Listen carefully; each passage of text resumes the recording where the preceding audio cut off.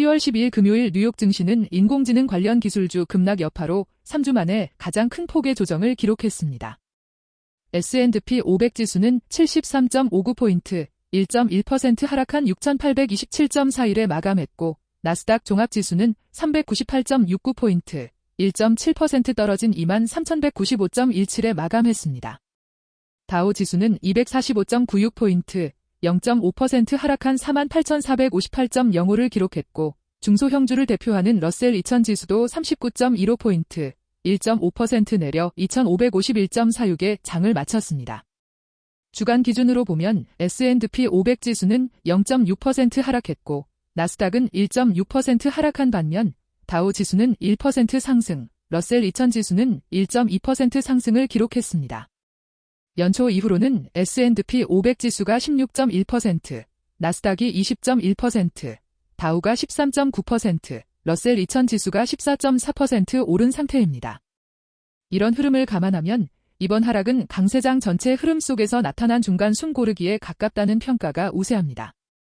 이날 시장을 직접 흔든 요인은 인공지능 인프라 핵심 기업들의 실적과 발언이었습니다. 먼저 반도체와 네트워크 칩을 공급하는 브로드컴은 분기 실적에서 양호한 이익을 발표했지만 맞춤형 인공지능 프로세서 관련 대규모 투자가 늘어나면서 향후 마진이 압박받을 수 있다고 경고했습니다. 이 발언 이후 브로드컴 주가는 하루 동안 11%가 넘는 급락을 기록하며 지수 하락의 중심에 섰습니다.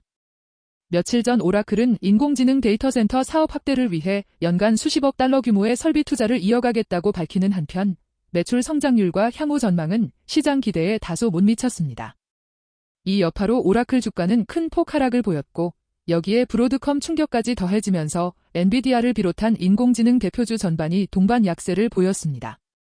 투자자들은 이 두 기업 사례를 통해 인공지능 인프라 투자가 당분간 현금이 많이 들어가고 수익 회수 속도는 상대적으로 느릴 수 있다는 점을 다시 체감하게 되었고 시장에서는 인공지능 버블이라는 표현이 재차 거론되는 분위기가 형성되었습니다. 통화정책 측면에서는 미국 연준이 이번 주 수요일 기준금리를 0.25포인트 인하해 연 3.5에서 3.75 범위로 낮추면서 올해 세 번째 연속 인하를 단행했습니다. 표면적으로만 보면 완화적인 결정이지만 이번 회의에서는 세 방향의 의견이 동시에 표출되는 이례적인 장면이 연출됐습니다.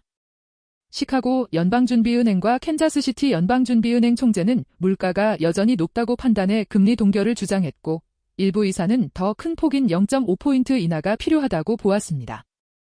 연준이 선호하는 개인소비지출 물가 상승률은 최근 기준 약 2.8% 수준으로 목표치 2%보다 여전히 높은 위치에 머물러 있습니다. 이런 상황에서 몇몇 연준 인사는 인플레이션을 과소평가하면 연준의 신뢰가 훼손될 수 있다고 경고하며 매파적인 메시지를 이어갔고 시장은 이번 금리 인하를 단순한 완화가 아니라 경계심이 섞인 신중한 인하로 받아들이고 있습니다. 그 결과 10년물 미국 국채 금리는 4.19% 부근까지 상승했고 이 금리 상승이 성장주와 인공지능 테마주의 조정을 더욱 자극하는 요인으로 작용했습니다. 지수 하락의 중심에는 기술주와 인공지능 관련 종목이 자리했습니다. 이날 S&P 500 내 정보기술 섹터는 2.9% 하락하며 주요 섹터 가운데 가장 큰 낙폭을 기록했고 그 안에서도 브로드컴과 오라클, 엔비디아 등 인공지능 대표주들이 집중적인 매도의 대상이 되었습니다. 그동안 인공지능 테마에 대한 기대가 크게 누적된 만큼 초대형 기술주의 높은 밸류에이션 부담이 한꺼번에 노출된 하루였습니다.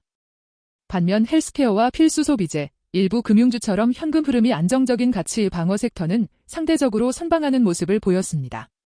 러셀 2000 중소형주 지수는 이날 1.5% 하락했지만 한 주 전체로는 1.2% 상승해 연초 이후 14%가 넘는 상승률을 유지하고 있습니다.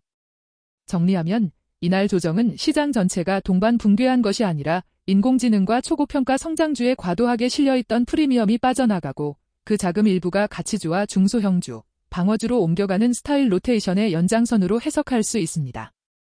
가격 조정과는 별개로 미국 기업들의 이익과 펀더멘털은 여전히 견조한 흐름을 보여주고 있습니다.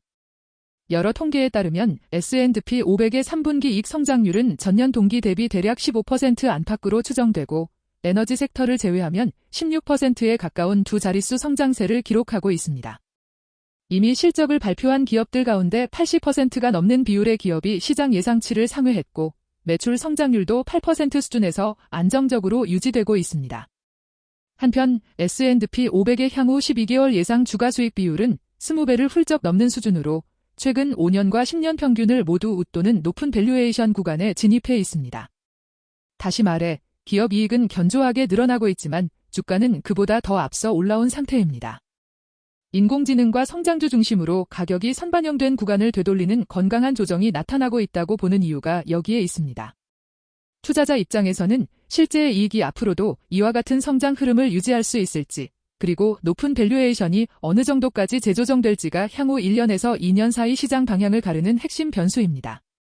오늘 하루를 정리해보면 첫째로 브로드컴과 오라클의 실적과 발언이 인공지능 투자 수익성에 대한 의문을 키우며 인공지능 버블 논쟁의 두 번째 라운드를 열었다고 볼 수 있습니다. 둘째로 나스닥과 인공지능 성장주에 집중됐던 장세에서 가치주와 중소형주, 방어주로 자금이 이동하는 스타일 로테이션이 다시 한번 뚜렷하게 드러났습니다. 셋째로 연준은 기준금리를 한 번 더 내리며 완화 기조를 유지했지만 내부 이견과 물가 수준을 감안할 때 금리 인하 속도와 폭을 둘러싼 불확실성이 여전히 크다는 점을 시장에 상기시켰습니다. 그럼에도 지수의 연간 상승률과 두 자릿수에 가까운 이익 성장률을 고려하면 지금 단계는 약세장 전환이라기보다는 강세장 속 조정 구간으로 보는 해석이 더 설득력을 가집니다. 투자자 입장에서는 첫째, 인공지능 인프라 기업들의 마진 구조와 설비 투자 규모, 둘째, 앞으로 발표될 물가와 고용 지표, 셋째, 연준 인사들의 추가 발언과 향후 금리 경로를 꾸준히 점검하실 필요가 있습니다. 오늘과 같은 조정은 단기적으로는 불편할 수 있지만 장기 투자 관점에서는 고평가 성장주와 펀더멘털이 탄탄한 종목을 다시 선별할 수 있는 기회로 활용할 수 있는 구간이라고 정리할 수 있겠습니다.